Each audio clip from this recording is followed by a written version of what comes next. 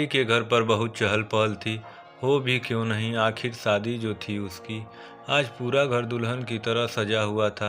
घर का हर एक सदस्य बहुत व्यस्त था। अंजलि का मेकअप भी बहुत शानदार हुआ था। वह किसी अप्सरा की तरह लग रही थी। उसकी माँ ने उसे काला टीका लगाया और नज़र भी उतारी थी। अनुराग भी दूल्हे के रूप में बहुत जच रहा था। दोनों की जोड़ी बहुत ही खूबसूरत लग रही थी। सब लोग उन्हें देखकर उनकी किस्मत पर रश्क कर रहे थे। फेरों से एन पहले अंजलि बिफर पड़ी। हंगामा खड़ा हो गया। लोगों ने माजरा पूछा तो बताया कि दूल्हे ने कार की मांग कर दी थी दहेज में। अंजलि पढ़ी लिखी लड़की थी। दहेज की मांग वह ऐसे कैसे सहन कर सकती थी। फिर वह जॉब भी कर रही थी। वो आर्थिक रूप से कमज़ोर भी नहीं थी। हंगामा बरपा हुआ था। अंजलि ने घोषणा कर दी कि वह दहेज लोलुप अनुराग से शादी नहीं करेगी। पुलिस को फ़ोन भी अंजलि ने ही किया। दूल्हे और उसके घर वाले हक्के बक्के रह गए। उन्होंने बहुत सफाई दी कि हमने ऐसी कोई मांग नहीं की है और हम लोग अब भी बिना दहेज के शादी करने को तैयार हैं। लेकिन उनकी बात पर कोई विश्वास नहीं कर रहा था। अंजलि ने मीडिया को भी फ़ोन कर दिया था। एक पत्रकार तुरंत आ गया। उसने अंजलि का इंटरव्यू लिया। अंजलि ने साफ साफ कहा कि वर पक्ष को 25 लाख रुपए का दहेज दिया है। इसके बावजूद वह एक कार की मांग और कर रहा है। मैं ऐसे दहेज लोभियों से शादी नहीं करना चाहती। चाहे जिंदगी भर कुंवारी बैठी रहूंगी, पर इस भेड़िए से शादी नहीं करूंगी। यह समाचार जंगल की आग की तरह चारों ओर फैल गया। न्यूज़ चैनल पर यह समाचार ब्रेकिंग न्यूज़ के रूप में चलने लगा। अब तो बाकी के चैनलों में भी होड़ लग गई थी। अंजलि के पास सारे मीडिया चैनल वाले आ गए। अंजलि ने भी अपने साथ हुए अत्याचार की कहानी बहुत तसलीफ से सुनाती थी। किसी भी न्यूज़ चैनल वाले ने अनुराग एवं उनके परिवार वालों से नहीं पूछा कि उन्होंने कार की मांग की थी या नहीं, दहेज में 25 लाख रुपए लिए थे या नहीं। भारत में कानून महिलाओं के पक्ष में है। वह चाहे कितना ही बड़ा झूठा आरोप क्यों न लगा दें, उनकी बात को ही सच माना जाएगा। पुरुष से पूछा ही नहीं जाएगा कि घटना क्या है। यह स्वतः मान लिया जाएगा कि उसने दहेज मांगा होगा, मारपीट की होगी।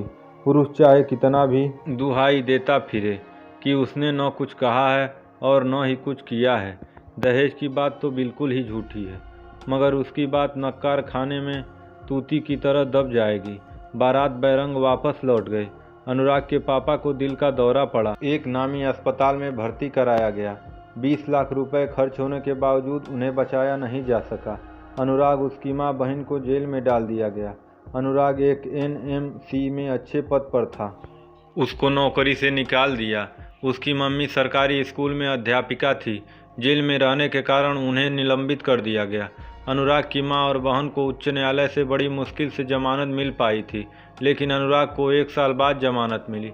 अनुराग का पूरा परिवार बर्बाद हो चुका था। अंजलि के लिए बड़ी मुश्किल से एक प्रस्ताव आया। अभिजीत और अंजलि की शादी हो गई।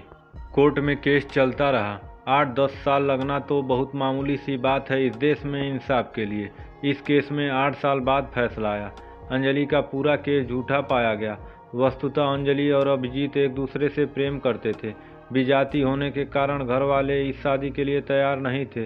अंजलि ने एक प्लान बनाया और उसने अनुराग से शादी की हामी भर दी। ठीक शादी के दिन उसने दहेज का झूठा आरोप लगाकर शादी नहीं करने की बात कहकर मीडिया और समाज में हीरो बन गई। मीडिया ने उसे शेरनी की तरह प्रस्तुत किया। देखते ही देखते वह लड़कियों के लिए एक रोल मॉडल बन गई। चैनलों में वह उसी दुल्हन के मेकअप में गई और सारा दोष अनुराग और उसके मम्मी पापा उसकी बहन पर डाल दिया। पुलिस और मीडिया ने अपना काम बखूबी किया। अनुराग और उसके घर वालों को दहेज लोभी घोषित कर दिया था। 8 साल बाद केस का फैसला हुआ। दहेज के कोई सबूत नहीं पाए गए। न्यायालय इस निष्कर्ष पर पहुंचा कि अंजलि ने यह शादी तोड़ने के लिए अनुराग और उसके परिवार वालों पर झूठा आरोप लगाए थे। इनमें कोई दम नहीं है। कोर्ट ने अपने निर्णय में अंकित किया था कि काश वे अंजलि के खिलाफ कोई कार्रवाई कर सकते।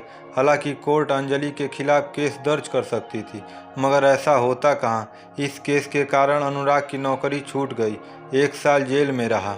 उसके पिताजी दिल का दौरा पड़ने से मर गए थे। इलाज में 20 लाख रुपए खर्च हो गए थे और वे कंगाल हो गए थे। उनकी मां सस्पेंड हो गई और मां तथा बहन को जेल में रहना पड़ा। पूरा परिवार बर्बाद हो गया था इस झूठे केस में, मगर कौन सुने। यहाँ इंसाफ ऐसा ही होता है। अंजलि को तो इनाम मिल गया। इस पूरे ड्रामे का। उसे प्यार में उसका अभिजीत मिल गया था। वह तो निहाल हो गई। मुसीबत तो अनुराग और उसके परिजनों की थी। इस देश में हमने पुलिस, मीडिया और न्यायालय का न्याय देखा, लेकिन यह भूल गए थे कि सबसे बड़ी अदालत का न्याय होना अभी बाकी है। उसकी निगाहों से कुछ भी छुपा नहीं रहता है। ऊपर वाले की जब लाठी चलती है तो वह आवाज़ भी नहीं करती। अंजलि की भाभी ने भी ठीक यही आरोप अंजलि के मम्मी पापा और परिवार वालों पर लगाए। अब अंजलि को पता चला कि झूठे आरोपों का अंजाम कैसा होता है। जिन पर दहेज के झूठे आरोप होते हैं उन पर क्या गुजरती है। अंजलि के पापा, मम्मी, भाई अब सब जेल में हैं। अंजलि भी जेल में दाल दर रही है। अब हुआ है सही इंसाफ। जब यहाँ की अदालतें फेल हो जाती हैं तब ऊपर वाले की अदालत न्याय करती है।